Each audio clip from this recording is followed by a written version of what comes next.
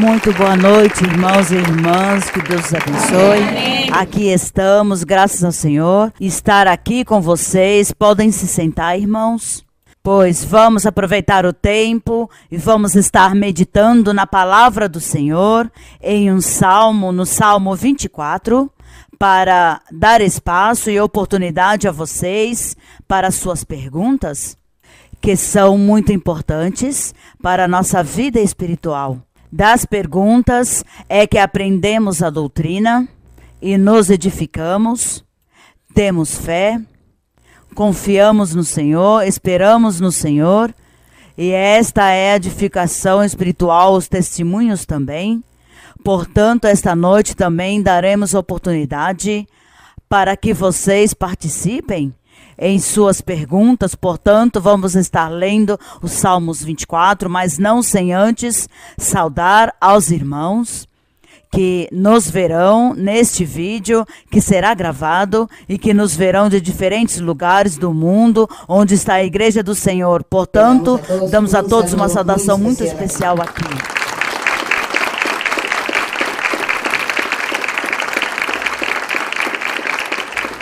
E aqui, no Salmo 24, o Senhor, ressaltando a obra do nosso Deus, ressaltando a obra do Senhor, do Deus poderoso, do Deus criador dos céus e da terra, do Deus Pai do nosso Senhor Jesus Cristo. Se ressalta e diz: do Senhor é a terra e tudo o que há nela, o mundo e os que nele habitam. Porque ele afundou sobre os mares e afirmou sobre os rios. Leiam o número 3. Quem subirá ao monte de Jeová e quem estará em seu lugar santo? Então aqui fala que como de Deus é o mundo, como de Deus é a terra e sua plenitude, porque ele fez todas essas coisas. Faz a pergunta ou interrogação: quem subirá ao monte do Senhor? Ou quem estará no lugar santo, que é o próprio monte do Senhor? Que o monte de Jeová é este templo do Senhor, e este templo é o coração da sua igreja, os crentes. O templo do Senhor é a igreja do Senhor. Este é o lugar santo, onde Deus habita. E diz que quem estará neste lugar santo, neste monte, ou quem estará habitando próximo do Senhor, neste lugar santo, e alguns requisitos ou regulamentos para os que hão de habitar ou estar neste lugar santo, ou para os que hão de subir a este monte santo de Jeová. Há alguns requisitos, e os requisitos começam no verso número 4. Leiam.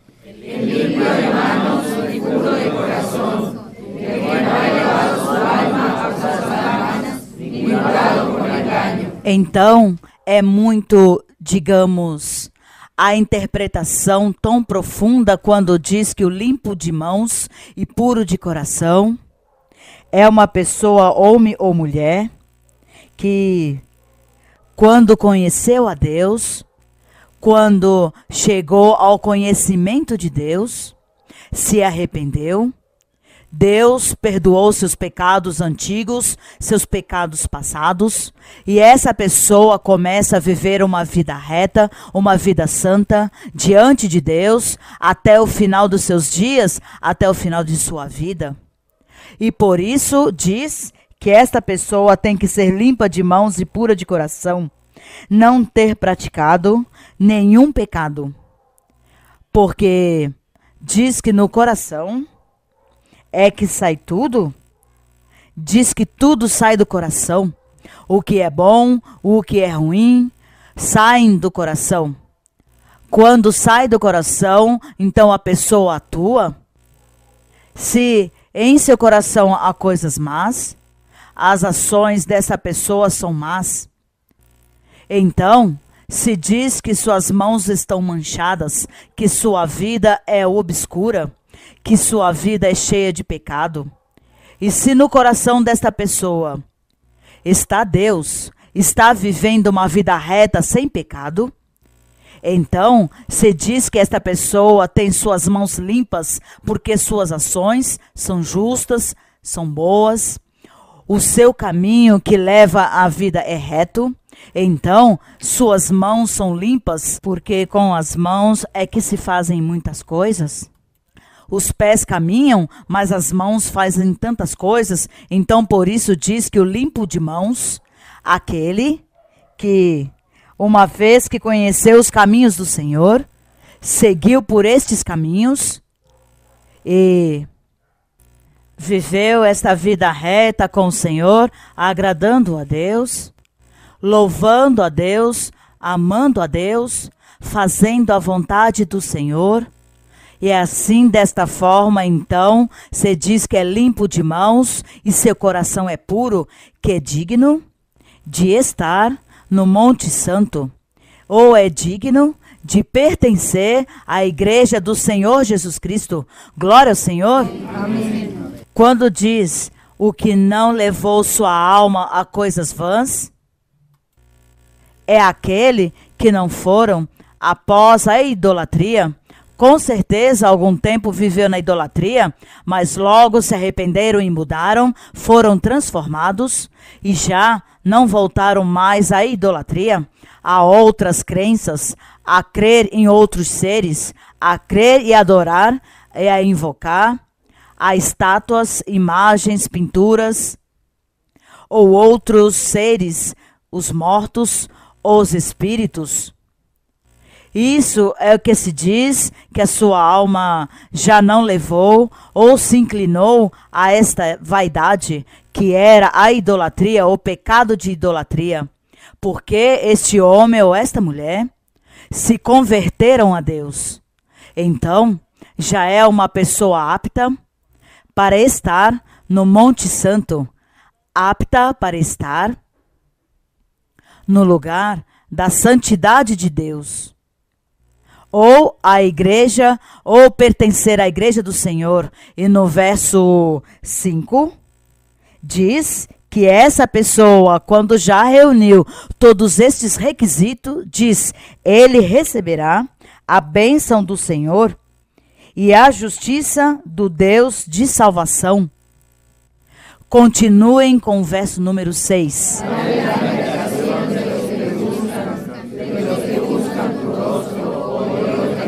Então diz que esta é a geração dos que buscam a Deus, dos que buscam o rosto do Senhor, nosso Deus, o Deus de Jacó. Porque Jacó foi o pai das 12 tribos do povo de Israel, e Jacó foi o simbolismo ou o personagem, o protótipo do nosso Senhor Jesus Cristo, porque nosso Senhor Jesus Cristo foi este Israel que Deus amou e Deus chamou para que se formasse este povo santo e perfeito. Então, diz que esta geração dos que buscam a Deus são aqueles que têm o quê? Suas mãos limpas e seu coração puro, e que não levou sua alma ou não se inclinou às coisas vãs, a tudo que fenece, a tudo que perece, a tudo que desaparece tem um fim no universo. Então as pessoas, o único ser que vive para sempre e eterno é o nosso Deus. Amém. Os outros seres estão aqui no universo, pois tem um fim, e as pessoas, então algum dia, há muitos que estiveram pensando e crendo e confiando em outras pessoas, em outros seres, em outras circunstâncias, em outras criaturas. A isso se chama vaidade, ir após a vaidade. No verso número 7, diz: levantai, ó portas, vossas cabeças, e levantai-vos, portas eternas, pois entrará o Rei da Glória. E estas portas, está falando é do coração, do ser. O coração do ser, o coração de um homem ou de uma mulher que confiaram em Deus. O Senhor Jesus Cristo, quando ele estava ensinando o Evangelho, quando ele ensinava o Evangelho, houve uma parte que ele dizia, eu sou a porta das ovelhas. Como o Senhor Jesus é a cabeça da igreja, então ele era a porta das outras portas. Todas as ovelhas também, cada uma tinha uma porta, é o coração. E o Senhor Jesus era a porta principal, e ele dizia, eu sou a porta, o que por mim entra, achará a vida eterna, achará pastos, terá vida eterna. Também em outra parte o Senhor dizia, eu estou na porta. Já era estar na porta do coração de qualquer homem ou mulher. Diz, eu estou na porta e chamo. E o que abre essa porta, então eu entrarei e morarei com ele. Se lembram destes versos que diz, eu entrarei, morarei com ele, cearei com ele, porque eu estou na porta. Então a porta principal é Cristo, e nós também, todos os nossos corações, somos portas que um dia abrimos o coração ao Senhor.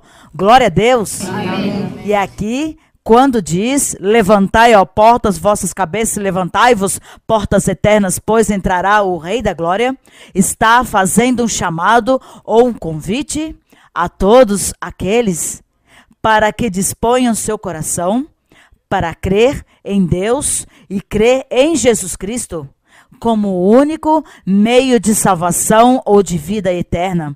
Estas são estas portas onde diz, estas portas, preparem-se para que entre o Rei da Glória. Abram seu coração, disponham seu coração, desejem em seu coração que este Rei da Glória venha morar aí. Nós, já, graças ao Senhor, abrimos a porta para que o Senhor entre em nosso ser, mas faltam muitas pessoas que estão fora, muitos milhões, que precisam que abram sua porta para que Deus entre para reinar, para morar. E eles um dia o farão, mas com o trabalho que nós estejamos fazendo, porque nós somos instrumentos na mão de Deus e temos que evangelizar. Convidar aquelas pessoas para que creiam em Deus, que confiem neste ser, num ser poderoso, sobrenatural, que nos governa. Que tudo sabe, que nós não podemos palpar fisicamente, mas o sentimos dentro de nós mesmos. Esta é a obra e a forma como nós temos que dar a conhecer a nosso Deus, para que as pessoas o louvem, porque Ele é digno do louvor e diz que Deus nos fez para que o louvássemos, para que o glorificássemos. Esta foi a finalidade para que Deus fez os seres humanos, porque Deus, antes de fazer os seres humanos, antes de criar Adão e Eva, Deus tinha seus seres celestiais, seus exércitos de anjos e de seres viventes com Ele, que o louvam, o louvavam, o louvam e o louvarão. Mas então Deus quis fazer uma matéria, algo físico, recriar-se num homem, e por isso fez Adão, por isso fez a humanidade, para que o louvassem também. Mas a humanidade, por sua matéria, por sua parte física, se deixou levar pelo deleite, pelo prazer, e o homem se transformou, honrador de si mesmo, e se esqueceu de Deus. Então, por isso, o Senhor formou um povo, o seu povo de Israel, mas também o povo de Israel falhou, não adoraram a Deus como Ele queria que o adorassem, que o louvassem, que o honrassem. O Senhor disse, formarei outro povo, a igreja. E já o Senhor nomeia Quem seria a cabeça desta igreja? Nosso Senhor Jesus Cristo. Ele, como cabeça, Deus o nomeia para que construa e edifique esta igreja, este edifício gigante, a igreja do Senhor.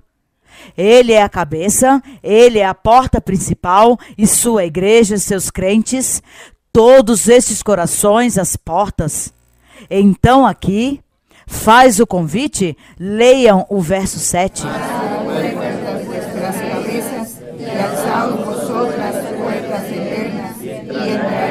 Glória ao Senhor. Nos sentimos felizes, irmãos, porque nós sentimos que somos essas portas que já abrimos para Ele. Glória ao Senhor. Portanto, há um coro que diz que na igreja a honra é para o Senhor. Glória a Deus. E no verso 8 diz: quem é este Rei da Glória? É a pergunta. Quem é este Rei da Glória? E a resposta: o Senhor forte e valente, o Senhor poderoso, o Senhor, o valente, o forte, o poderoso na batalha. E no verso 9, outra vez o convite, leiam este convite maravilhoso.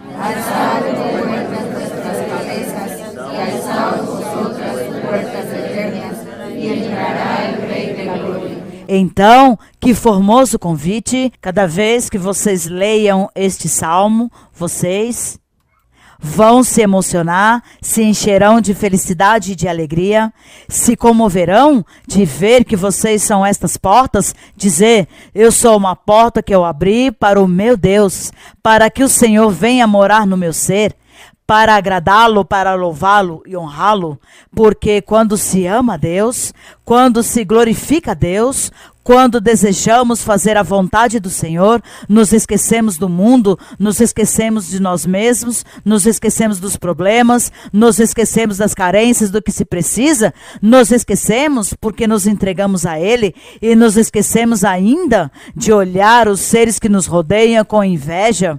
E esquecemos de sentir inveja, não vamos invejar ninguém, não invejaremos ninguém, porque eu estou aqui, sou uma porta diante do Senhor, eu sou parte da igreja do Senhor. Então eu esqueço da inveja, do rancor, da raiva, eu esqueço a vingança, eu esqueço a mentira, o orgulho, a vaidade. Isso tudo se esquece quando se ama.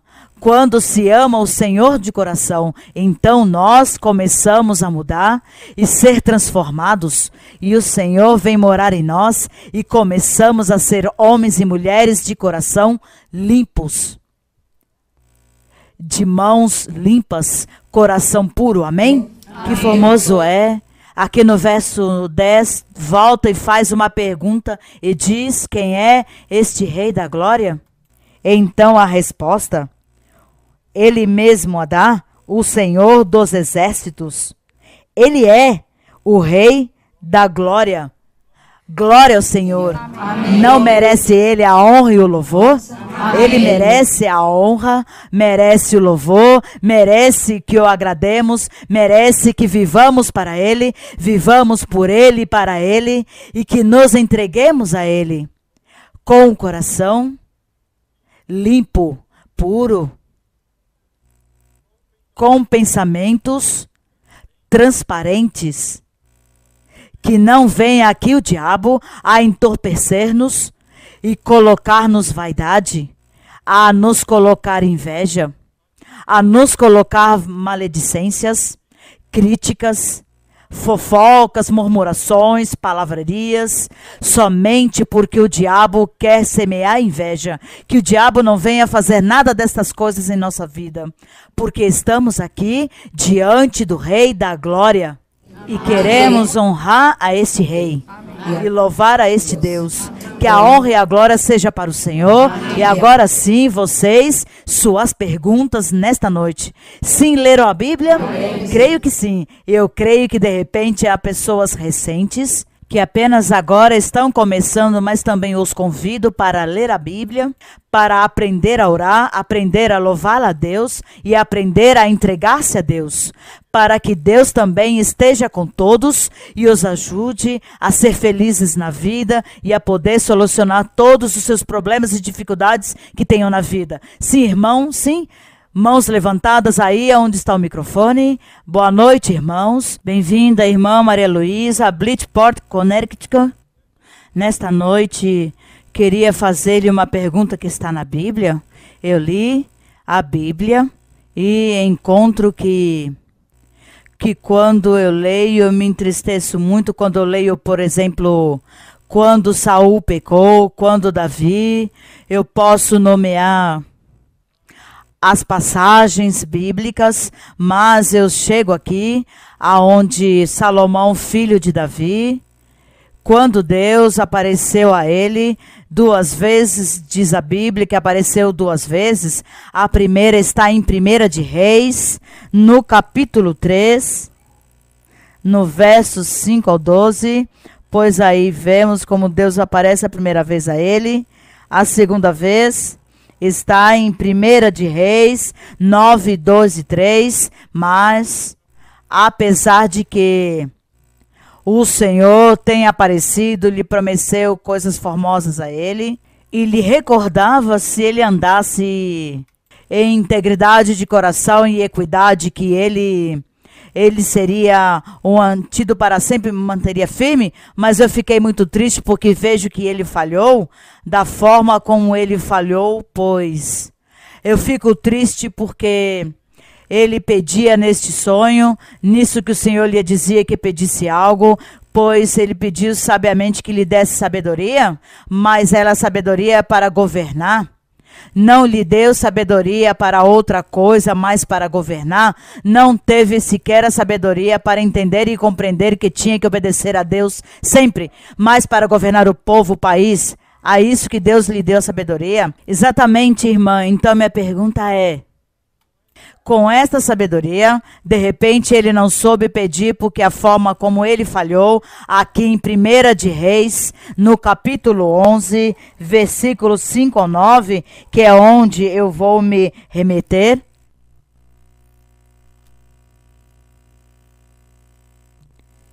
Os irmãos busquem em 1 de Reis 11, do 5 ao 9. Diz: porque Salomão seguiu a Astarote, deusa dos Sidônios, e a Milcom, ídolo abominável dos Amonitas. Fez Salomão o que era mal perante os olhos do Senhor, e não perseverou em seguir ao Senhor como Davi, seu pai. Então, diz que no capítulo 9, diz que o Senhor irou-se contra Salomão, porquanto seu coração se afastara do Senhor, Deus de Israel, que lhe aparecera 2 vezes. Então, irmã, hoje em dia, de repente, nós podemos falhar ao Senhor quando não sabemos pedir as coisas ao Senhor, porque se Salomão tivesse pedido sabedoria total, eu creio que de repente ele não teria falhado e teria entendido melhor as coisas. Bem, tudo foi um plano do Senhor. E quando Deus fez a promessa ao rei Davi, que seu filho teria ou tomaria o trono para reinar e seu reino seria sempre eterno, porque o Senhor faz uma promessa a Davi, onde diz: seu filho, o reino entregarei a seu filho e será para sempre este reinado. O Senhor, a Davi, não estava ali falando de Salomão, estava falando era de Jesus Cristo. Mas Deus tinha que colocar uma figura física, então a figura física foi Salomão. Então efetivamente Salomão foi rei, e Salomão, pois, pediu a sabedoria para governar o povo. Isso fez bem.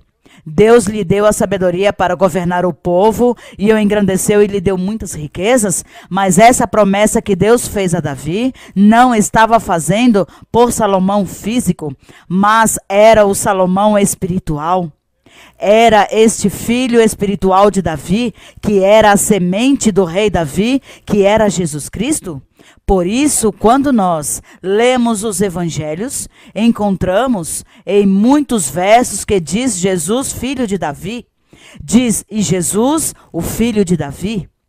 Então os judeus criticavam e diziam: como assim que filho de Davi? Se Davi, quantos anos faz que ele morreu? Isso não pode ser.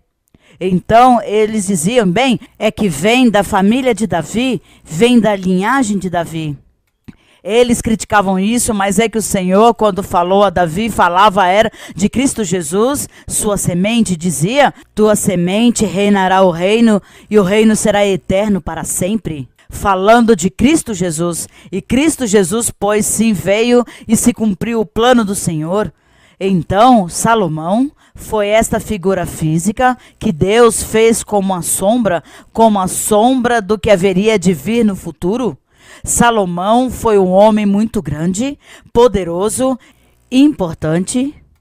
Deus lhe deu sabedoria e também Deus lhe deu certas capacidades como foi compor alguns salmos, os provérbios, os cantares, Eclesiastes, compor todos estes cânticos, compor muitas parábolas, muitos refrões, muitos raciocínios. Deus deu a ele este poder, esta faculdade, e o Espírito Santo esteve muitas vezes com Salomão na inspiração destes livros, como Salmos, Provérbios, onde Deus ensinou a ele como dirigir a vida no globo terrestre, a vida dos homens, dos animais, dos seres, as ações boas e más que as pessoas faziam, o bem e o mal.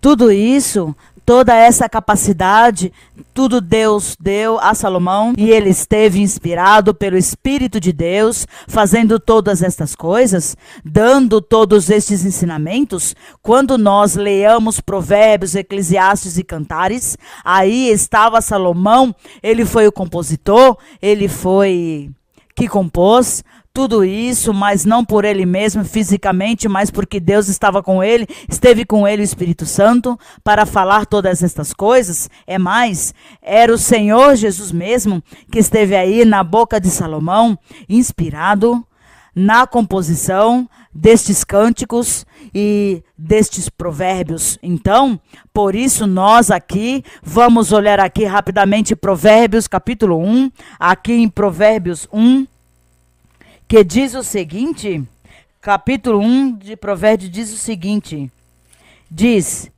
que estes provérbios são de Salomão, filho de Davi, e para que foram feitos os provérbios? Então, no verso número 2, a inteligência e a sabedoria que Deus deu a Salomão, e que Deus o inspirou também pelo Espírito Santo para compor estes enigmas, provérbios, refrões, parábolas, ilustrações, raciocínios, alegorias, metáforas. Provérbios, porque tudo isso é para aprender, para que o homem possa aprender o seu comportamento na vida. Há vários caminhos, e Provérbios há muitos caminhos, o caminho bom e o mal, e tudo colocam aí para que nós escolhamos por qual caminho vamos. Então tudo isso foi o maravilhoso que Deus deu a Salomão, porque estava simbolizando a Jesus Cristo, mas não simbolizando a parte física do seu corpo, das suas más ações, mas da parte do chamado que Deus fez a Davi enquanto a seu filho e a sua descendência, enquanto a importância e a sabedoria que Deus deu a Salomão, a fama que ele teve como este homem importante, como este rei importante. Isto foi o simbolismo que ele teve de Jesus Cristo. Então, no verso 2, quando diz que estes provérbios foram para aprender sabedoria, para aprender doutrina, para aprender palavras inteligentes, para receber o conselho da prudência, justiça, juízo e equidade, para dar sagacidade aos simples e aos jovens, inteligência e juízo. Diz, ouvirá o sábio e aumentará seu saber. Ouviu o quê? Os provérbios, e aumentará seu saber, e o entendido adquirirá a destreza para entender provérbios e refrãos, as máximas dos sábios e suas palavras enigmáticas. Então diz, o começo do conhecimento é o temor do Senhor.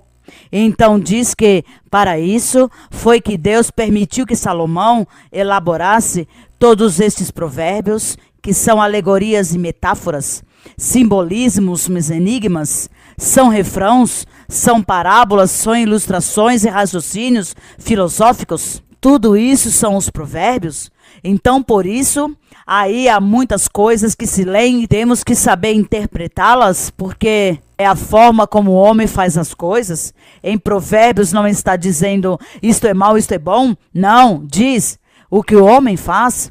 Então nós julgamos, pois isso que fez esta pessoa está mal.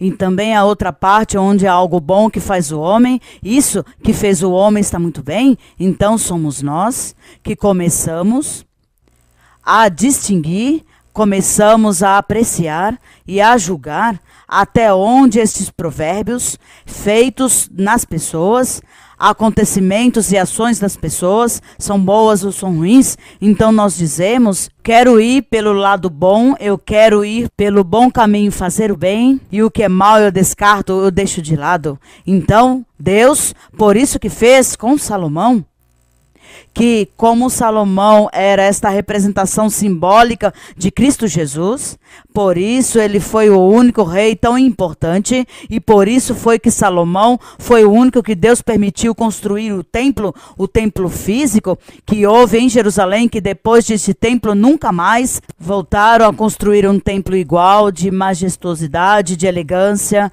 deste palácio, com tudo que era mais fino, com as pedras e metais preciosos, com tudo de melhor foi esse templo. Deus permitiu isso a Salomão, porque era o simbolismo, era a sombra do que viria no futuro com o rei Jesus.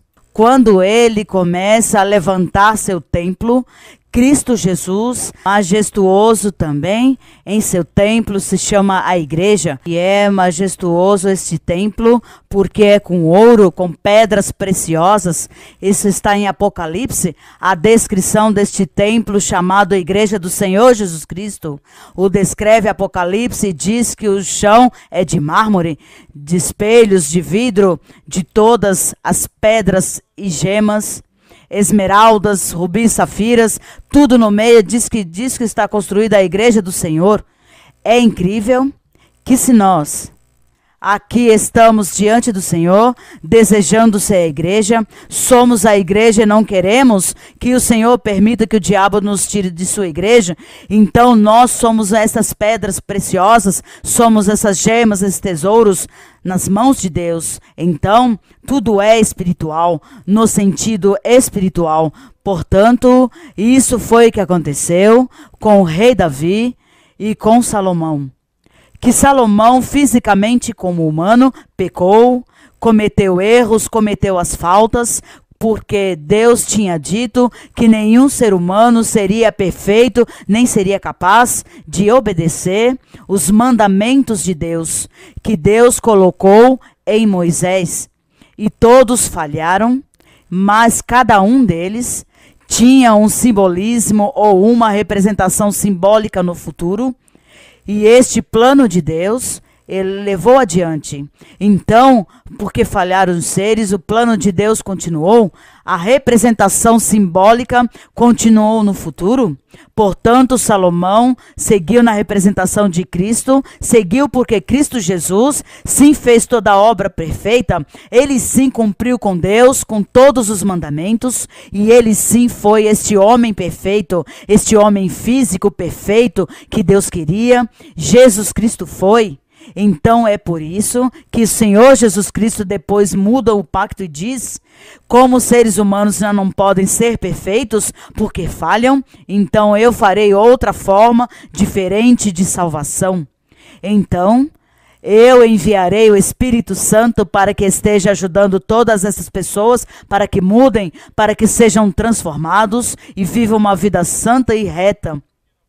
Porque na parte física as pessoas falham, o homem falha, cumprindo regulamentos, e regulamentos como era a lei de Moisés. Com o Espírito Santo é diferente, porque se nós hoje temos que cumprir regulamentos, o fazemos com a ajuda do Espírito de Deus. Enquanto que na antiguidade não tinha o Espírito de Deus ajudando, mas simplesmente escrituras e regulamentos, não faça isso, não faça aquilo, não coma, não bebas. Hoje também está o regulamento, como que acabamos de ler no Salmos 24. Estão os regulamentos, mas qual é a diferença? Que o Espírito de Deus, o Espírito Santo, venha a nós e nos ajude a quê? A mudar, para que possamos viver esta vida santa que Deus quer. Esta é a diferença. Isso foi o diferente que fez Cristo. Comparando com a lei de Moisés, o diferente que ele fez, mas todo este plano que Deus fez na antiguidade com os personagens, foi tudo maravilhoso, porque assim tinha que acontecer. Se Salomão tivesse sido o homem perfeito, se Salomão físico tivesse sido um homem perfeito, pois Cristo não tinha vindo, teria continuado um homem ou a lei de Moisés? Mas, como não houve nenhum homem perfeito no físico, então o Senhor Jesus veio para dizer, aqui estou, eu sim posso. Então tudo foi plano do Senhor. Não diremos que Salomão se equivocou e pedir a Deus, não. Ele fez tudo o que Deus tinha planejado em sua vida, fez o que tinha que ser na sua vida, e assim foi. E hoje em dia, nós como Igreja do Senhor, Deus também tem planos com cada um de nós. Deus também nos fez promessas e nos faz promessas e seus planos nos dá a conhecer a cada um. Diz, faz isso, farás aquilo, quero que faças isso, que tenhas dons, que me sirvas, que pregues, que ensines. Isso diz o Senhor, este é o plano de Deus. Então, agora que estamos esperando nós, dispor-nos a Deus para que o plano que Ele tem se cumpra, não? Porque se somos insensatos, desleais, então o plano do Senhor, Ele não cumpre em nós por desobedientes, porque isso sim pode acontecer. Bem, que o Senhor nos ajude, que o Senhor nos dê o triunfo. Seguimos adiante. Outra pergunta. Sim, irmã. Boa noite, irmã. Bem-vinda, a senhora e toda a sua comitiva. Me sinto muito feliz de estar aqui, podendo fazer duas perguntas a muitos que tenho. Se é tão amável de me responder-me. A primeira se encontra em Gênesis, capítulo 30, verso 22. Sim, irmã, pode ler. Gênesis 30, 22. Lembrou-se Deus de Raquel e Deus a ouviu e lhe concedeu filhos. Minha pergunta é, sabe-se que Raquel era estéril, não podia ter filhos e que tinha muitos problemas com sua irmã? E o que aqui sempre me surge uma pergunta é que Deus se lembrou de Raquel. Então Deus pode se esquecer de nós? Não. Este se lembrou é uma terminologia do idioma. Esse dizer que se lembrou Deus significa, e Deus levou em consideração a Raquel, levou em consideração, pois estava atento que Raquel era estéril. Pois isso que quer dizer não é que Deus se esqueça, mas a terminologia do idioma muda o sentido. Então, é uma forma de dizer, quando diz que se lembrou, dava a entender a isso que Deus levou em consideração e sabia que Raquel era estéril. Então Deus disse, chegou o momento, o prazo, chegou agora sim a Raquel, não será jamais estéril, porque agora sim lhe darei filhos. Parece que Deus colocou um prazo nela, para que neste tempo estipulado, ela já tivesse filhos, assim como Deus hoje em dia nos diz que é em seu tempo. O Senhor nos diz algo, em meu tempo darei esta bênção, no tempo de Deus, é isso, quando chega o tempo de Deus, então podemos dizer, o Senhor se lembrou da promessa que me fez e a cumpriu, mas não é isso, mas simplesmente o Senhor já cumpriu, porque o Senhor já tinha o seu tempo estipulado, e o Senhor já viu que era o tempo, então atua o Senhor, é isso. Obrigada, irmã. A segunda pergunta que tenho é, faz algum tempo no estudo bíblico, lhe fizeram uma pergunta sobre as Bíblias, deram um exemplo da Bíblia latino-americana, que tem mais livros, e a senhora disse que esses livros não eram, como se pode dizer, totalmente, não se sabem se eram certos ou verazes. Eu tenho uma pergunta, porque quando se lê em Reis e Crônicas, se fala muito de livros de profetas, como Natã, como Jazer. O que acontece com estes livros, já que não se vê nada aqui? Na época dos reis, fisicamente, na época dos reis, vocês agora farão, escreviam a vida do rei, todos os dias era um diário. Como que chamamos de diário? Escrever num livro tudo o que acontecia durante todos os dias seria bonito, mas se acumularia muito a escritura, e tal dia fez isso e aquilo. Então em Reis, Haviam os escrivãos, pessoas especialistas que se encarregavam de escrever as vivências do rei, as coisas importantes que aconteciam no diário viver, não as coisas que comeu, que almoçou, que foi descansar, que deitou numa rede, não, mas como isso era de guerras e batalhas, compromissos, assembleias, trabalhos, reuniões. Isso era o que eles escreviam?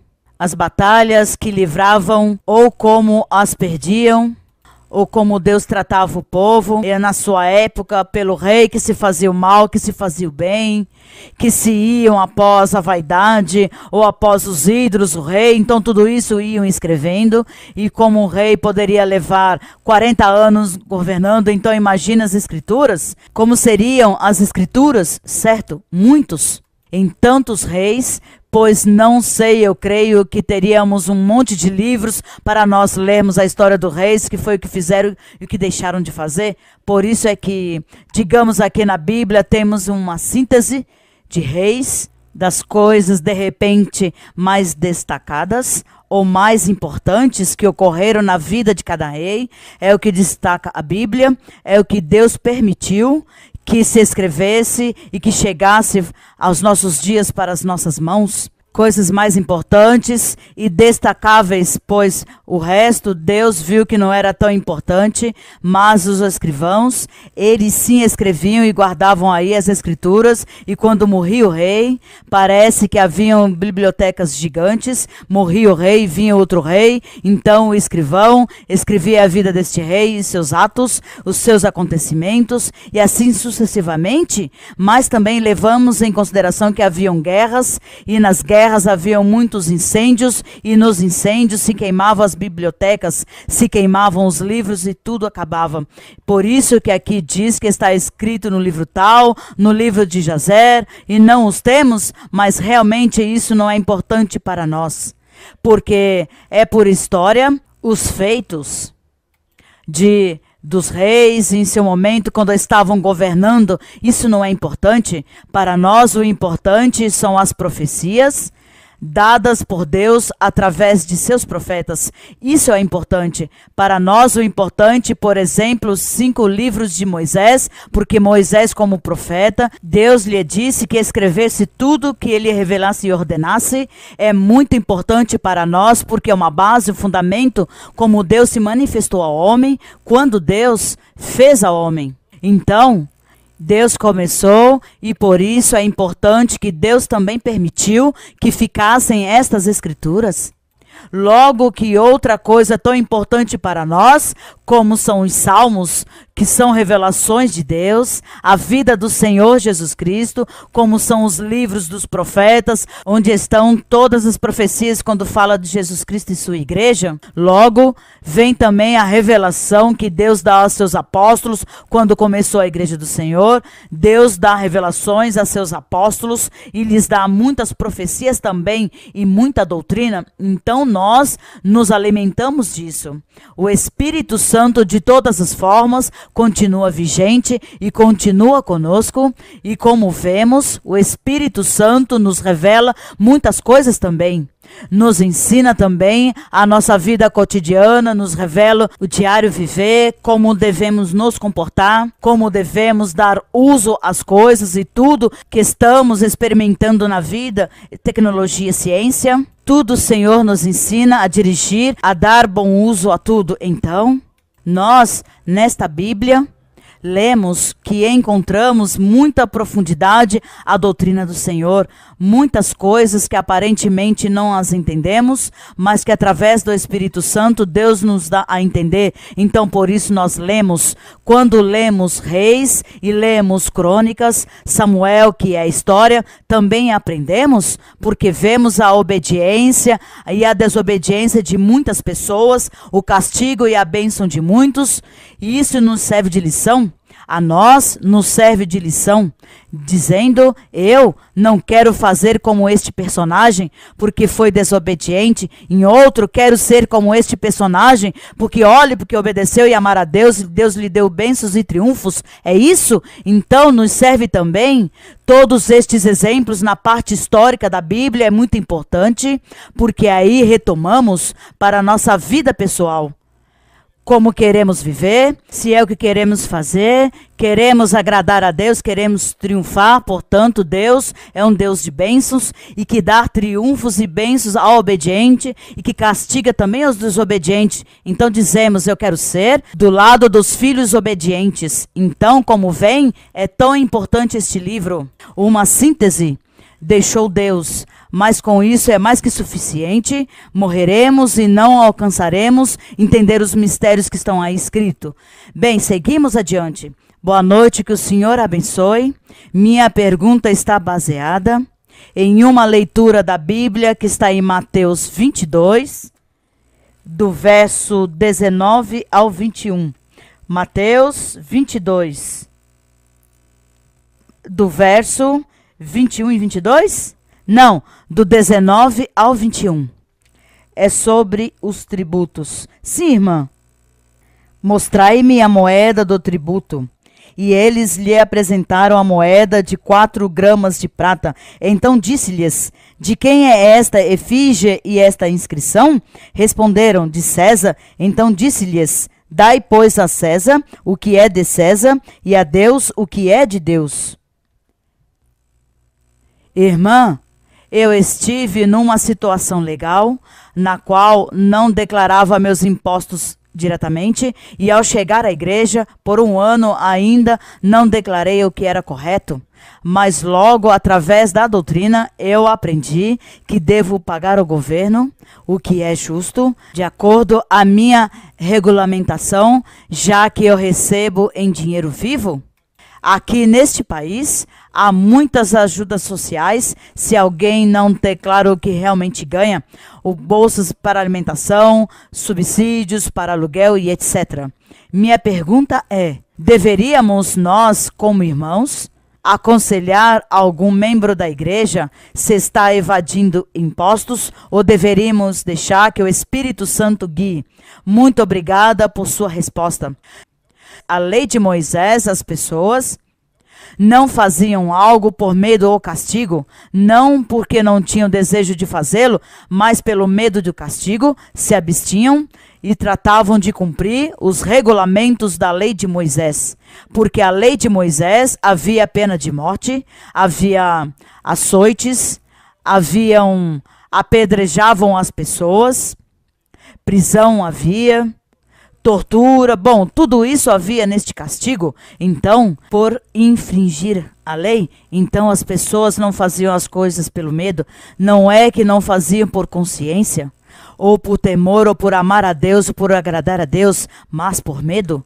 Talvez hoje também, nas leis do mundo, não, as leis do mundo, as leis que também tem suas penalidades, seus castigos, também as pessoas se abstêm por medo.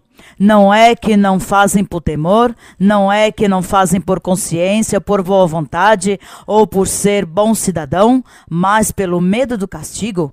Então, aqui é isso, aqui diz: temos que cumprir com tudo, porque senão vai para a prisão. A prisão se faz isso ou aquilo, então é assim. Mas que bonito seria que não fosse o medo, mas, ao melhor, dizer: é um dever. É um dever. Os governantes dizem isso. Temos que nos submeter aos governantes. Eles ditam suas leis. Temos que nos submeter. Se há injustiça, Deus saberá o que fará conosco, com seus filhos? Não. Deus é o único que tem o poder para castigar ou para premiar.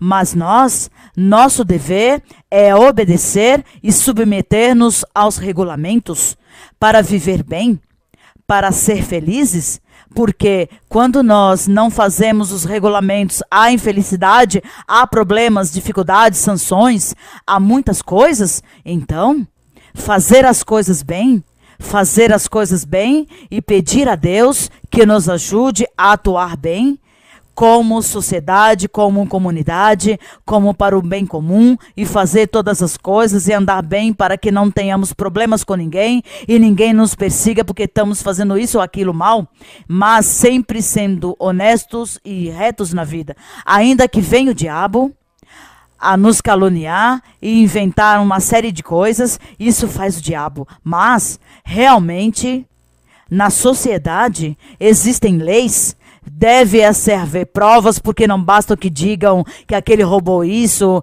mas deve-se haver provas que se roubou ou não, enquanto que o diabo, sim, inventa mentiras a qualquer. Então, é isso, irmã. Não é que as pessoas ou os irmãos fiquem ensinando ao outro que deve fazer isso ou aquilo. Cada um de nós devemos ser conscientes, ter nossa consciência e aprender as leis e os regulamentos e estudar e estar em dia em tudo, sermos organizados, ordenados em tudo. É isso. O que é organizado e ordenado em tudo nunca terá problemas na vida em nenhum momento e sempre andará alegre, feliz e confiante em meio a toda a sociedade, amém? Em meio à comunidade. Portanto, sabedoria para tudo, inteligência para tudo, fazendo o que é correto. Viverá como a felicidade sempre nos rodeará. A tranquilidade e a paz. Não temos que nos esconder nem fugir de ninguém, porque estamos fazendo o bem. Bem, seguimos adiante. Outra pergunta. Boa noite, irmã Maria Luísa.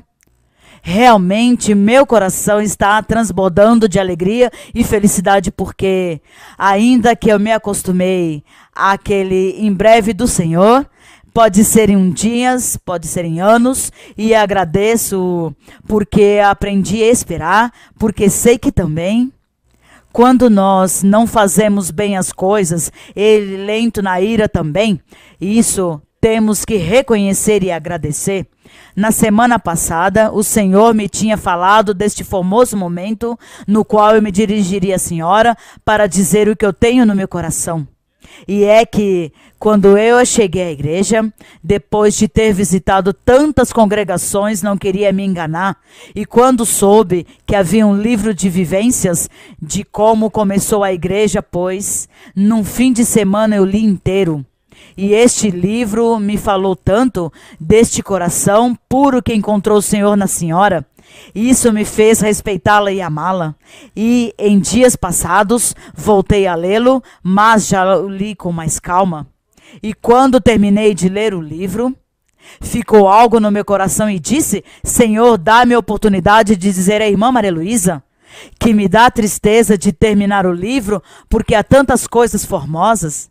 Mas eu sei que tu estás revelando a ela muito mais coisa agora, e dei-me a oportunidade de dizer: irmã, por favor, precisamos de outro livro de sua parte.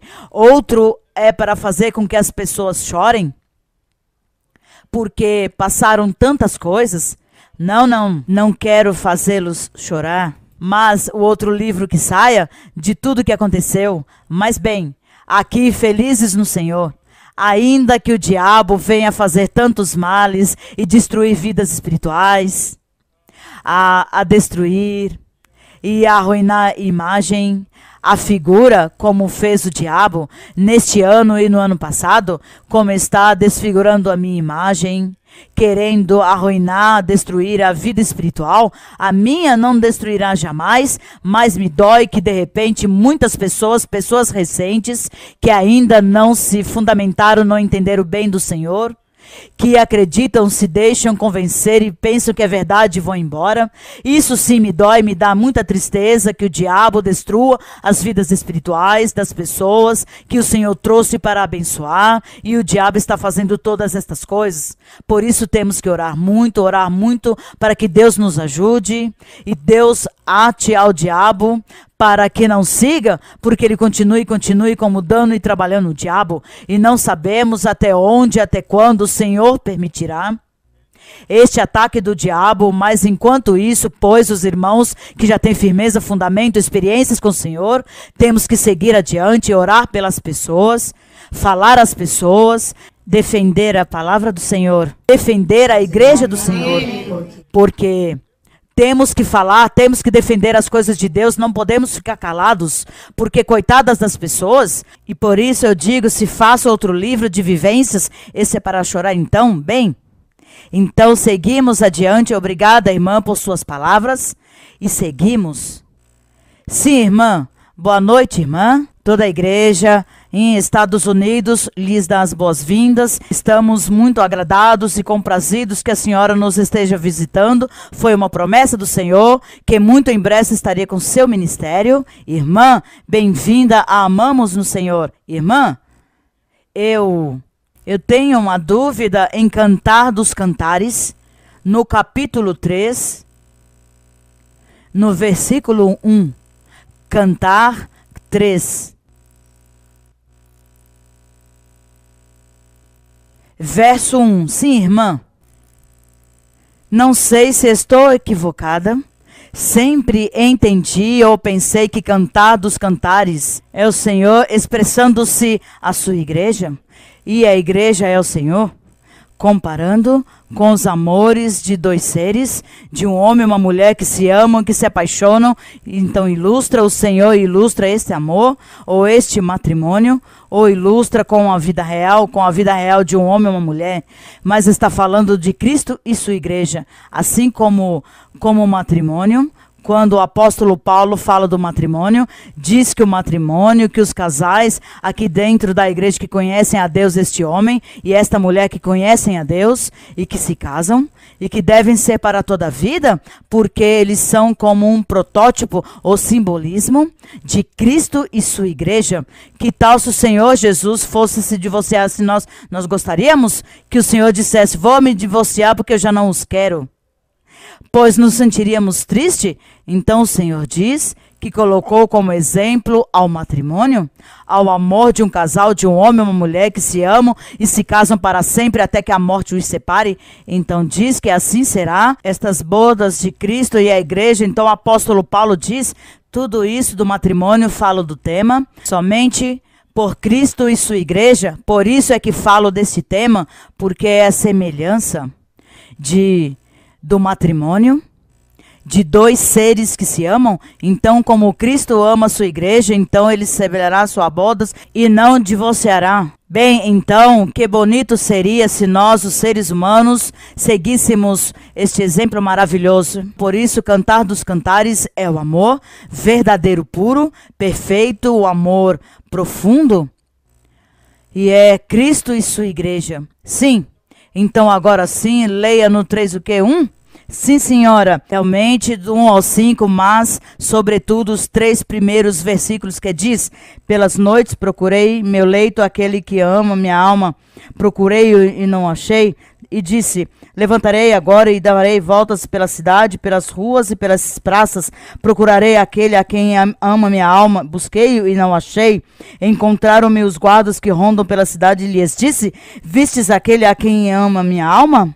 Nesta parte, não sei, irmã Maria Luísa, a senhora me corrige, se é que quando o Senhor abandonou Israel por sua desobediência, sim? Sim.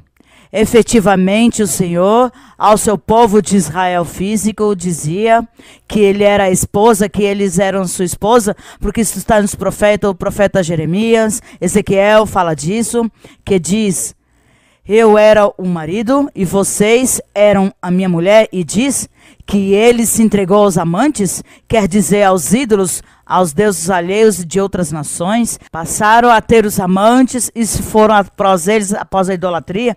Fala o Senhor como se estivesse falando do homem com a mulher. Então o Senhor teve este zelo, porque eles foram infiéis com Deus. Então Israel foi a mulher infiel de Deus. Por isso diz, pelas noites procurei meu leito, aquele que ama minha alma, procurei e não achei. Levantarei agora e darei voltas pela cidade, pelas ruas e pelas praças. Procurarei aquele a quem ama e minha alma, busquei e não achei. Encontraram-me os guardas que rondam pela cidade. Vistes aquele a quem ama minha alma? Então diz, apenas passei deles um pouco e logo achei a quem ama minha alma. Diz que o encontrei, o agarrei-o e não o soltei, até que o introduzi na casa de minha mãe, na alcova daquela que me deu a luz. Então diz que houve um momento que a essência da igreja do Senhor que estava no povo de Israel físico, a promessa que Deus tinha feito, que ele tinha feito ao povo físico de Israel. Deus fez esta promessa com o seu povo como sua mulher. Mas na parte física realmente não havia nada, mas era a essência, era o que Deus via. Os genes, digamos assim, deste povo, aí estava a igreja do Senhor, aí estava Deus. Então, por isso é que sempre o reteve, mas houve um momento que o escondeu. Então, também a outra parte, em Isaías, onde diz que esta mulher se escondeu no povo e ficou aí quieta, escondida, e que logo, quando já Deus destruiu a parte física dos israelitas, então, quando o Senhor Jesus Cristo começa a pregar e falar, então diz o Senhor à sua igreja: levanta-te do pó, levanta-te e sacode o pó, porque chegou teu rei, chegou teu rei. Então dizia, era isso, quando o Senhor Jesus começou a pregar o evangelho, quem creu? Os apóstolos, as pessoas comuns do povo foram os que começaram a crer nele. Então neles estava já esta igreja que estava no pó escondida, e que dizia: levanta-te, desperta-te, que chegou teu rei, falando à igreja do Senhor, é a igreja. Então, isto é uma forma tão formosa, tão profunda, tão romântica também da parte do Senhor, no seu tratamento que ele dá à sua igreja. Portanto, tudo isso é de Cantares, este amor profundo que Deus tem por nós, por sua igreja. Não podemos ser infiéis ao Senhor. Sim, irmã, no final... E isso é algo também que eu tenho uma ideia sobre isso, e diz: conjuro-vos, ó donzelas de Jerusalém, pelas gazelas e servos do campo, que não desperteis e nem façais velar o meu amor, até que queira. E este mesmo versículo encontro em diferentes partes. Sim, porque o cântico em poesia, não? Porque tudo isso são poemas cantados, inspirados pelo Espírito Santo, ditos pela boca do rei de Salomão, mas inspiração divina.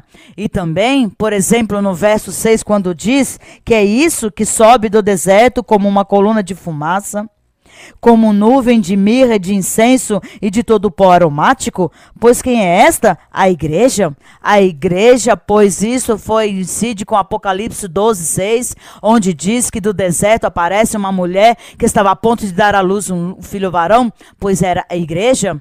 A essência da igreja, que estava no povo de Israel, estava pronta para dar à luz a um filho varão, e deu à luz a um filho varão, Jesus Cristo. Bem, é isso?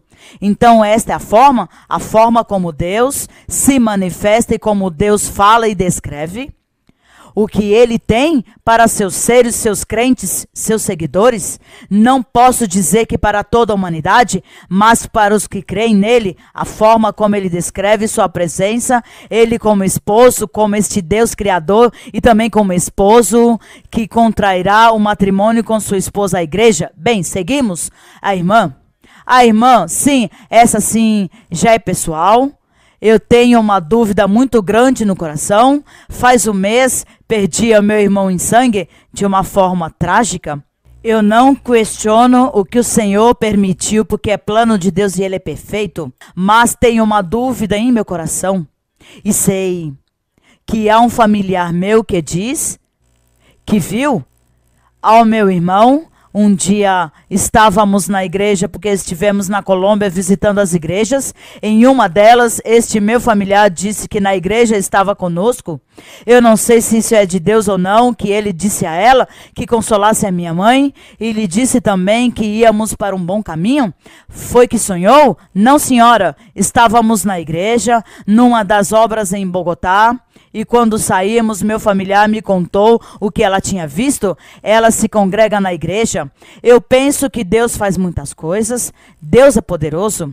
E ele se manifesta como quer, faz o que quer, dá a bênção a quem quer. Deus sai dos regulamentos que ele nos colocou, regulamentos, mas ele sim pode sair dos regulamentos quando ele quer. Então Deus é muito poderoso e nós não podemos duvidar no momento dado que Deus faça algo diferente, fora do contexto, somente por consolar alguém. É isso que faz Deus, porque ele é misericordioso e quer consolar uma alma triste, um coração triste, mas isso não significa que nós esperaremos que a todos nos aconteça igual, porque isso não é alguém a quem Deus quer, ninguém mais. Bem, seguimos. Agradeço ao Senhor que tenha trazido a senhora irmã Maria Luísa, porque estava esperando. O Senhor me disse que eu lhe faria uma pergunta e que através desta pergunta, imediatamente ele estaria me libertando. A minha pergunta é esta, irmã Maria Luísa, Salmos 22, versículo 26. Comerão os humildes e serão saciados, louvarão ao Senhor os que o buscam, viverá seu coração para sempre. Lembrar-se-ão e se voltarão ao Senhor todos os confins da terra, e todas as famílias das nações adorarão diante de ti.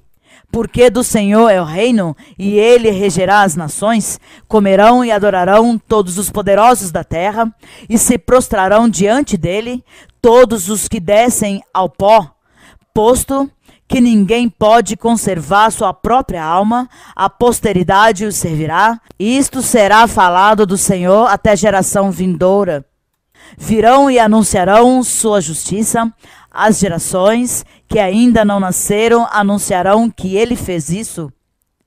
A pergunta é, irmã Maria Luísa, minha inquietude.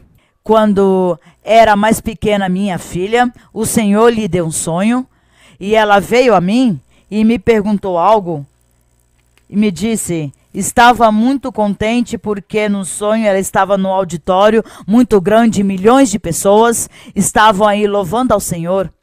E havia muitas pessoas com instrumentos e com violinos, uma orquestra muito grande estava aí com violinos tocando, acompanhado de muitos irmãos.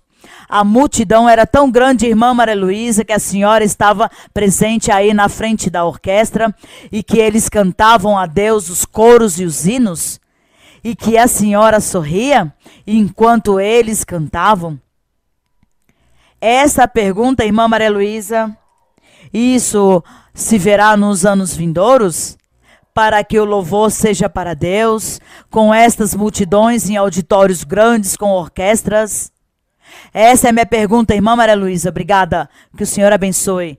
Pois isso parece muito lindo, muito bonito, mas que realmente fossem do Espírito, que os integrantes das orquestras fossem pessoas, como aconteceu no povo de Israel no templo, quando o rei Davi nomeou 70 sacerdotes, porque eram sacerdotes e profetas, e nomeou 70 para que interpretasse diferentes instrumentos de música no templo, e eles interpretavam os instrumentos e cantavam, tomados pelo Espírito Santo, e seus cânticos eram inspiração de Deus.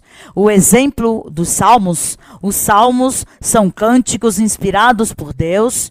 Na boca desses 70 integrantes daquela época, o principal, o rei Davi, há cânticos também de Moisés e de resto eram os 70 que Davi nomeou, mas eles eram cheios do Espírito. Hoje em dia, pois, há muitas pessoas que sabem interpretar instrumentos, mas não têm a espiritualidade, porque é a Deus que temos que cantar. Hoje, os integrantes de orquestras cantam ao homem, às pessoas, ao amor, a tudo, bem, ao mundo. Mas, formoso, como diz a irmã, que houvesse, que Deus nomeasse, ou que Deus colocasse pessoas inspiradas no Espírito para cantar a Deus, para compor cânticos ao Senhor, interpretar instrumentos para Deus. Isso sim pode, mas não há ainda.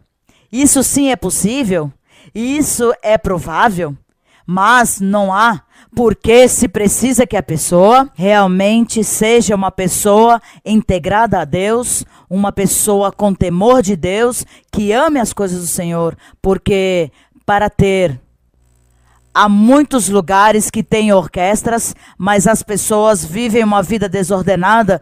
Eu conheci muitas pessoas que estavam na igreja e no domingo aí na frente na orquestra tocando e todos felizes, tocando os hinos e cantando os hinos e os coros, alguns dançando e quando saem já daí vão por aí viver o mundo. As bebedeiras, a mundanalidade, o adultério, a fornicação e etc. Vocês creem que isso agrada a Deus? Então, de que serve estar aí? Melhor com as gravações que temos e que cada um cante com o coração. Cada um cantemos com o coração e coloquemos atenção à mensagem do hino e do coro e cantemos ao Senhor com o coração, até que Deus levante estes homens e mulheres santos, íntegros, que interpretem músicas e cante a Deus de verdade, com a ajuda do Espírito Santo. Assim como estes 70 cantores que teve Davi na época do templo, que fizeram ao Senhor, naquela época no templo físico. Portanto, hoje nós, enquanto isso, nos dias de louvores, há pessoas, há igrejas, lugares, eu conheço irmãos e irmãs, que o Espírito Santo os toma para cantar, cantam em línguas. Há alguns que cantam, que Deus lhes dá letras de coro, letras bonitas para cantar ao Senhor, e isso acontece, mas isso já faz cada um individualmente. Enquanto isso, por enquanto, continuemos pelo caminho da perfeição, porque eu creio que quando cheguemos à perfeição, com certeza Deus permitirá muitas coisas bonitas na congregação. Bem, seguimos? Sim, irmã. Boa noite, irmã. É um prazer tê-la diante de mim. É de muito regozijo. Minha pergunta está em Mateus 24, versículo 29 ao 31. É sobre a vinda do Filho do Homem. Imediatamente depois da tribulação daqueles dias, o sol escurecerá e a lua não dará sua claridade, e as estrelas cairão do céu. Mateus 24, verso 29 ao 31. Sim, irmã. E as estrelas cairão do céu, e os poderes do céu serão abalados. Então aparecerá nos céus o sinal do Filho do Homem, e todas as tribos da terra se lamentarão, e verão o Filho do Homem vindo sobre as nuvens do céu com poder e grande glória. E ele enviará seus anjos com grande som de trombeta, os quais reunirão seus escolhidos dos 4 ventos de um extremo do céu até o outro. Minha pergunta se eu entendo que o Filho é nosso Senhor Jesus Cristo, mas por que diz Filho do Homem, se Deus não é homem? Filho do Homem está referindo-se à carne que ele tomou, à matéria física que ele tomou como homem, porque diz que sendo Deus, desceu Deus e tomou carne e se fez um homem para habitar com as pessoas, com os homens. Então é essa carne que ele tomou para fazer esse homem. Isso é o que se chama Filho do Homem? Essa parte física se chama Filho do Homem. Mas ele é filho de Deus porque tinha sua parte divina, mas ele não trabalhou com sua parte divina, mas trabalhou como homem para poder considerar aos seres, para igualar-se com os seres e considerar-nos a nós. Sim, muito obrigada. Um pequeno testemunho. Eu, recém-chegada à igreja, em outubro do ano passado, e quando a senhora chegou à igreja, eu apenas tinha poucas semanas na igreja, e para mim, apesar de que era tão recente, eu dizia, bom, incrível, que coisa maravilhosa. E eu apenas quero ressaltar este respaldo que o Senhor deu à senhora, porque em tão pouco tempo, quando a senhora chegou em outubro a dezembro, em 24 de dezembro, a senhora fez então neste dia uma oração, que desse seu Espírito Santo, que desse os dons. Em pouco tempo o Senhor me batizou com o Espírito Santo. Para mim, hoje em dia, naquela época não entendi muito bem, mas passando o tempo, comecei a entender que isso foi um grande respaldo que o Senhor deu à senhora. Obrigada, irmã. Deus abençoe, irmã. Bem, vamos à última pergunta nesta noite, porque acabou o tempo. Boa noite, irmã Maria Luísa. Bem-vinda à igreja de Bridgeport, Connecticut. Quero dizer, irmã Maria Luísa, que eu a amo no Senhor. Desde que eu cheguei à igreja, o Senhor me apresentou a senhora como seu ministério. e por isso eu a amo e a respeito. E aos do mundo que falam mal da senhora irmã Maria Luísa, eu lhes digo que não tiveram o privilégio de conhecê-la e que não tiveram trato direto com Deus e que Deus não os revelou que a senhora seja o seu ministério e a mim sim. O Senhor me revelou e eu dou a glória e a honra por isso. Irmã, tenho uma inquietude em 1 de Samuel 2:35. 1 de Samuel, capítulo 2:35. Sim, no versículo 27 vemos a profecia que se fez contra a casa de Eli, e lendo no 23, vimos que Eli tinha seus filhos que eram desobedientes na presença do Senhor, ainda que entendemos que se diz que Eli não chamou a atenção deles, mas quando vemos que Eli sim lhes chamava a atenção, digamos que este assunto de Eli, ele era um sumo sacerdote e seus filhos eram sacerdotes também. Então, na lei de Moisés haviam regras para os desobedientes, haviam castigos físicos. Eli, como sumo sacerdote, aos seus filhos cometerem essas infrações, ele deveria ter-lhes implantado a lei, digamos, o rigor da lei, com o castigo que a lei dizia. Isso foi o que ele deveria ter feito. Ele se limitava a falar com eles: filhos, não façam isso. Filhos, me contam que vocês fazem aquilo que não façam. Em contrapartida, ele deveria ter implantado o castigo físico que deviam eles ter enfrentado por serem desobedientes ou por terem infringido a lei do Senhor, e que foi o que Eli não fez, seria a morte. Por isso foi que eles morreram. Sim, eles morreram, Deus os castigou com a morte, e Eli, pois, também morreu, e Deus lhe tirou o sacerdócio de Eli como castigo. Mas era que na lei de Moisés haviam castigos físicos para os infratores, mas a Eli, com certeza, pois, lhe deu pesar, porque eram seus filhos, pois não os acusou diante do juiz, e eles por isso não foram castigados, e por isso que Deus se enraiveceu com Eli, porque ele se limitou a dar broncas e mais nada. Irmã Maria Luísa, no versículo 35, me perdoe, diz assim, posso ler, irmã? Sim, irmã. Eu suscitarei para mim um sacerdote fiel, que faça conforme meu coração e minha alma, e eu lhe edificarei casa firme, e andará diante de meu ungido todos os dias. Irmã, eu entendo que se refere a nosso Senhor Jesus Cristo e fisicamente a Samuel. Fisicamente a Samuel. E em Samuel estava o simbolismo de Cristo Jesus como um fiel sacerdote e ungido, pois era o próprio Senhor. Mas este sacerdote físico que foi Samuel, também esteve diante do rei Davi, que era o protótipo também de Cristo como rei. Muito obrigada, irmã, e dou por testemunho que o Senhor me vinha avisando desta festa espiritual, onde a senhora que estaria muito feliz. Eu dou a glória e a honra para o Senhor por isso. E também o Senhor me disse que eu estaria lhe fazendo esta pergunta, irmã, que através da senhora receberia a liberação. Que Deus abençoe. Vamos orar ao Senhor para receber a liberação e tudo que Deus prometeu. Vamos orar ao Senhor com o coração, com a boca. Vamos abrir a boca, vamos falar a nosso Deus. Portanto, não oraremos mentalmente, mas expressar a alegria. Ou vocês estão tristes? Se vocês estão alegres e felizes, exclamem ao Senhor e demonstrem a Deus a alegria.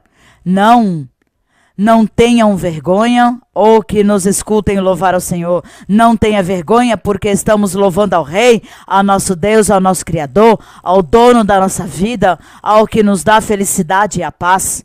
Por Ele vivemos, nele nos apoiamos, Ele é nosso refúgio. Então vamos louvar e orar, e também vamos pedir ao Senhor pela sanidade, por liberação, pelo que Ele prometeu, a liberação.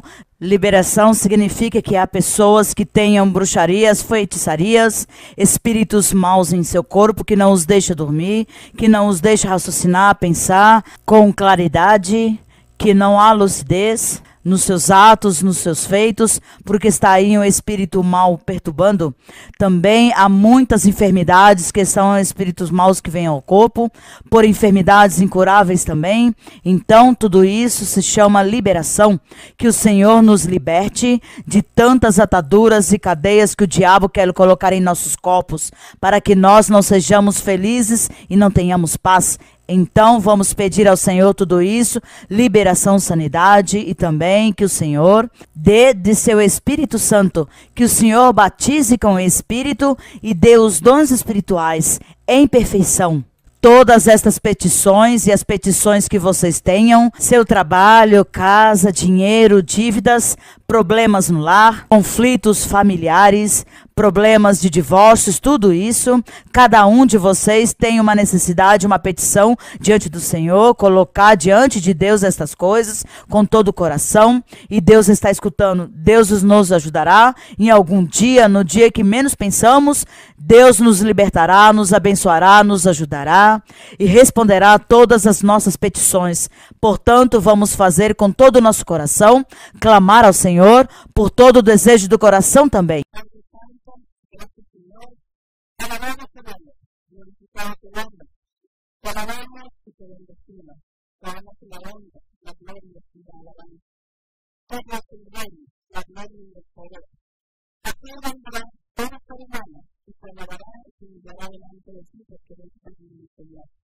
Ayúdanos, enséñanos cada día a conocer más y más de tu nombre, de tu misericordia, de tu doctrina y de tu palabra. Ayúdanos a conocer más tus caminos y ayúdanos a seguir por estos caminos perfectos. Por este camino perfecto que tú has trazado, Señor. Padre Santo, estamos delante de ti en este momento. Queremos darle la honra y la gloria del Señor. Y ponemos delante de tu presencia nuestras peticiones, nuestras necesidades. Todo aquello, Señor, que nos hace con el texto. Esta primera vida en este momento, tiende sus manos a la obra por las enfermedades, Padre. Pedimos por las enfermedades físicas, por toda dolencia, por aquellas enfermedades incurables, también por las enfermedades físicas, infertilidad, toda dolor, toda cadena. Rompe las ataduras y las cadenas del maligno, destruye toda maldición del diablo, y quita, Señor, toda enfermedad mental, toda enfermedad física, todo espíritu malo que viene a atormentar los cuerpos, que viene a atormentar las vidas, y quita la tranquilidad. Señor, extiende tu mano poderosa, que extiende milagros, y limpiando a cada uno, libertando a cada uno, bendiciendo al Señor, concediendo los anhelos corazones. Mira, Señor, las peticiones, las necesidades físicas, materiales, la parte económica. Sí, Señor, conoces, mira la necesidad de cada uno. Te pido, Señor, que tú seas propicio, que tú seas escuchando, viviendo la necesidad de cada uno, y que tú tengas vida, el corazón, la fe, la esperanza de cada uno, la reverencia de cada uno delante de tu presencia. La creencia, la esperanza que cada uno tiene en el Señor. Mira todas estas cosas, Padre Santo. Estás el Señor actuando, procediendo al Señor, contestando, respondiendo a cada uno, libertando y bendiciendo a cada uno, Padre Santo. Sin necesidades y peticiones, quizás Señor toda la tristeza, quizás Señor todas las tribulaciones, toda la depresión, toda aquella amargura que el diablo ha puesto también en algunos corazones. Espíritu hasta ahora la vida, la espiritualidad, la descanso, la vida, y bendiga también, Señor, el poder de tu Espíritu Santo, bautiza con el Espíritu Santo, dale dones espirituales en perfección, dale inteligencia y sabiduría y conocimiento, para que puedan entender y comprender tu doctrina, tus caminos, aprender de ti, Señor, da sabiduría, da prudencia, Señor, para que cada uno sepa adquirirla, puesta con contacto de la vida, puesta con conducirse en sus caminos también. Bendito Dios, extiende tu mano poderosa, que tu bendición de cada uno, Señor, que tu vida al Padre, limpiando, alegra los corazones, que envía el poder del Espíritu Santo, manda fuego de lo alto, poder de lo alto, y desciende, y liberta, y limpia, y responde, todo espíritu inmundo, desde afuera,